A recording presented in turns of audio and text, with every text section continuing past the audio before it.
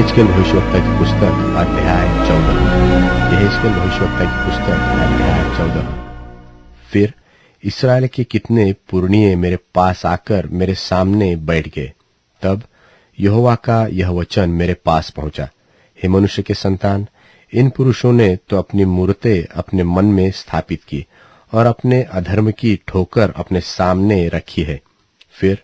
क्या वे मुझसे कुछ भी पूछ पाएंगे? सो तू उनसे कह,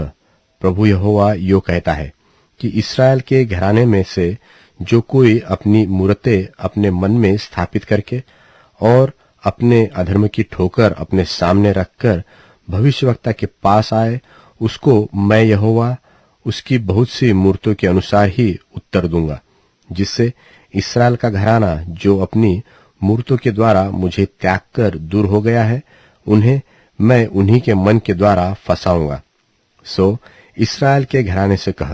प्रभु यहोवा यो कहता है, फिरो और अपनी मूर्तों को पीठ के पीछे करो और अपने सब घृणित कामों से मुंह मोड़ो, क्योंकि इस्राएल के घराने में से और उसके बीच रहने वाले परदेशियों में से भी कोई क्यों न हो जो मेरे पीछे हो लेगा, छोड़कर अपनी मूर्तें अपने मन में स्थापित करे और अपने अधर्म की ठोकर अपने सामने रखे, और तब मुझसे अपनी कोई बात पूछने के लिए भविष्यवक्ता के पास आए, तो उसको मैं यहोवा आप ही उत्तर दूंगा, और मैं उस मनुष्य के विरुद्ध होकर उसको विस्मित करूंगा और चिन्ह ठहराऊंगा और उसकी कहावत चलाऊंगा और उसे अपनी प्रजा में से नाश करूंगा। तब तुम लोग जान लोगे कि मैं यहोवा हूं। और यदि भविष्यवक्ता ने धोखा खाकर कोई वचन कहा हो, तो जानो कि मुझ यहोवा ने उस भविष्यवक्ता को धोखा दिया है, और मैं अपना हाथ उसके विरुद्ध बढ़ाकर उसे अपनी प्रजा इस्राएल में से नाश करूंगा। वे सब लोग अपने अपने अधर्म का बोझ उठाएंगे, अर्थात जैसा भविष्यवक्ता से पूछने वाले का अधर्म ठहरेगा, वैसा ही भविष्यवक्ता का भी अधर्म ठहरेगा। कोई इस्राएल का घराना आगे को मेरे पीछे हो लेना न छोड़े और अपने भांति भांति के अपराधों के द्वारा आगे को अशुद्ध बने, वरन वे मेरी प्रजा बने और मैं उनका परमेश्वर ठहरूं, प्रभु यहोवा की यही वाणी है।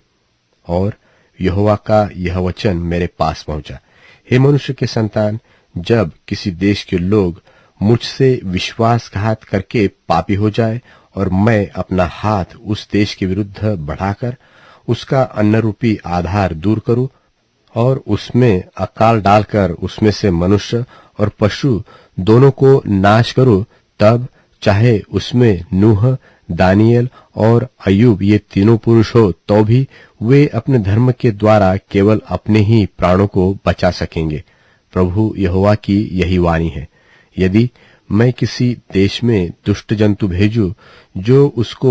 निर्जन करके उजाड़ कर डाले और जंतुओं के कारण कोई उसमें होकर न जाए, तो चाहे उसमें वे 3 पुरुष हो, तो भी प्रभु यहोवा की यह वाणी है, मेरे जीवन की सौगंध, न वे पुत्रों को और न पुत्रियों को बचा सकेंगे।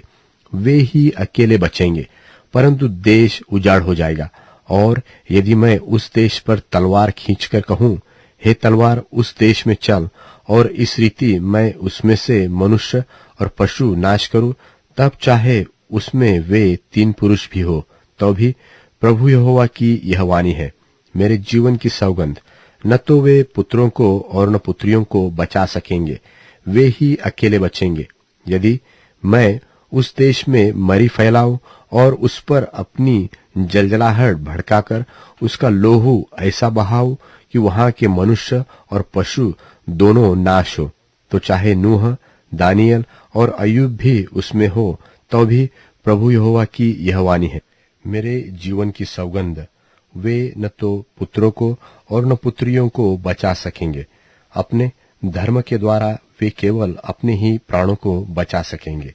क्योंकि प्रभु यहोवा यो कहता है, मैं यरूशलेम पर चारों दंड पहुंचाऊंगा, अर्थात तलवार, अकाल, दुष्ट जंतु और मरी, जिनसे मनुष्य और पशु सब उसमें से नाश हो, तो भी उसमें से थोड़े से पुत्र पुत्रियां बचेंगी, जो वहां से निकलकर तुम्हारे पास पहुंचाई जाएगी, और तुम उनके चाल चलन और कामों को देखकर उस विपत्ति के विषय में जो मैं यरूशलेम पर डालूंगा, वरन जितनी विपत्ति मैं उस पर डालूंगा, उस सब के विषय में शांति पाओगे। जब तुम उनका चाल चलन और काम देखो, तब वे तुम्हारी शांति के कारण होंगे, और तुम जान लोगे कि मैंने यरूशलेम में जो कुछ किया वह बिना कारण नहीं किया। प्रभु यहोवा की यही वाणी है।